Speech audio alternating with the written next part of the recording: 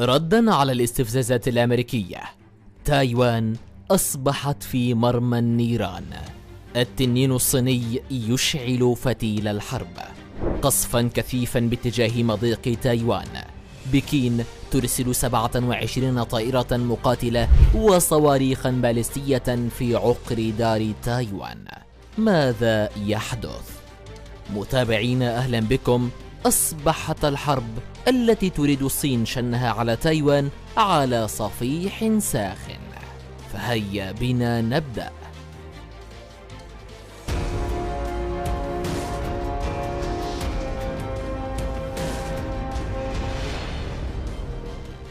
على مدار الأشهر الماضية وفي أكثر من مناسبة كانت الصين تمثل تهديدا غير مباشر لتايوان، وهذا لتنفيذ خطتها التي مكثت لعقود، وهي ضم تايوان للصين مجددا بعد أن انفصلت عنها منذ سنين عديدة بتأييد من أمريكا. ولكن على ما يبدو أنها كانت تنتظر اللحظة المناسبة والتي قدمتها الولايات المتحدة الأمريكية لبكين على طبق من ذهب. جاء الهجوم الصيني على تايوان ردا على زيارة نانسي بيلوسي رئيسة مجلس النواب الأمريكي لأراضي تايوان، التي تعتبرها بكين جزءا لا يتجزأ من أراضيها. وعلى الرغم من أن الزيارة لم تستمر 24 ساعة، إلا أنها أثارت غضب بكين، لأنها أعلى مسؤول أمريكي منتخب يزور تايوان منذ 25 عاما. وسبق وأن حذرت الصين من هذه الزيارة، مؤكدة على أن الأمر انتهاك لسيادتها، حيث أعلنت الحكومة الصينية عزمها على بدء أكبر مناورة عسكرية بحرا وجوا في محيط الجزيرة، مزامنة مع زيارة بيوليسي لتايوان. في رسالة مرفقة على لسان وزير الخارجية الصيني محتواها: الذين يسيئون للصين سيعاقبون حتما. وفي المقابل كانت بيوليسي أكدت على عدم تخلي الولايات المتحدة عن الجزيرة التي تعيش تحت التهديد الدائم من قبل الجيش الصيني. وللمرة الأولى حلقت الطائرة الصينية فوق تايوان مباشرة، حيث أطلقت بكين 27 طائرة حربية صينية في اتجاه مجال الدفاع الجوي لتايوان. 22 طائرة منهم عبروا خط الوسط لمضيق تايوان، حيث شاركت 6 مقاتلات صينية من طراز جا 11 و5 مقاتلات متعددة المهام من طراز جا 16 و16 مقاتلة متعددة المهام من طراز سو 30. وتفاجأت تايوان بقصف كثيف باتجاه مضيق إقليم فوجيان، وبسبب القصف المتواصل تحول الليل إلى نهار في ناحية المضيق.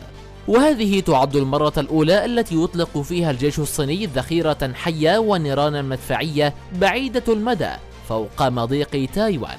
كما أطلقت بكين صواريخا بالقرب من جزر ماتسو التايوانية، وتعرضت وزارة الدفاع التايوانية لهجمات إلكترونية في أعقاب هجمات ممثلة على مواقع حكومية أخرى في وقت سابق من الأسبوع.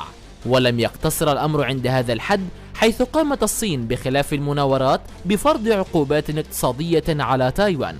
فقد علقت إدارة الجمارك الصينية استيراد بعض أنواع الفاكهة والأسماك من تايوان وتصدير الرمال الطبيعية إلى الجزيرة. وأجبرت هذه المناورات العسكرية السفن على تغيير مسارها في أحد أكثر الممرات المائية ازدحاما في العالم.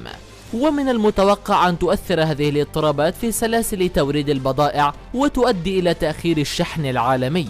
وطلبت تايوان من السفن إيجاد طرق بديلة لتجنب المناورات، وتتفاوض حاليا مع اليابان والفلبين المجاورتين لإيجاد طرق طيران بديلة. واضطر الجيش التايواني إلى إلغاء عشرات الرحلات الجوية من وإلى تايوان، والتي شملت 26 رحلة قادمة إلى تايوان و25 رحلة كانت ستقلع منها. وردا على هذه المناورات العسكرية، أرسل الجيش التايواني طائرات نفاثة لتحذير الطائرات الصينية التي اخترقت منطقة الدفاع الجوي التابعة لها، كما أرسلت دورية جوية لمراقبة الوضع، ونشرت أنظمة صواريخ مضادة للطائرات. كما أطلق الجيش قنابل إنارة لإبعاد طائرات مجهولة الهوية بدون طيار كانت تحلق فوق جزر كينمن الواقعة بالقرب من البر الرئيسي لتايوان. وفي تصريحات غير مسبوقة أكد الجيش التايواني على استعداده للحرب دون السعي إليها، ودعت الرئاسة التايوانية الصين إلى ضبط النفس، مشيرة إلى أن أفعال الصين تنتهك حرية الملاحة الدولية، وبسبب تهديدات بكين المستمرة دمرت استقرار المحيط الهندي والهادئ، وإطلاقها لعدة صواريخ باتجاه تايوان يمثل تهديدا للأمن الوطني ويساعد في تصعيد التوترات في المنطقة. ويبدو أن الصراع سوف يبلغ أشده عند إرسال البحرية الأمريكية حاملة الطائرات التي من المقرر أن تصل إلى تايوان خلال الأيام القادمة. على الرغم من أن هذا مجدول منذ فترة، إلا أنه سيأخذ الحرب النفسية إلى مسار آخر، خاصة وأن المناورات الصينية من المنتظر أنها سوف تستمر حتى يوم الأحد المقبل. وما زالت للقصة بقية.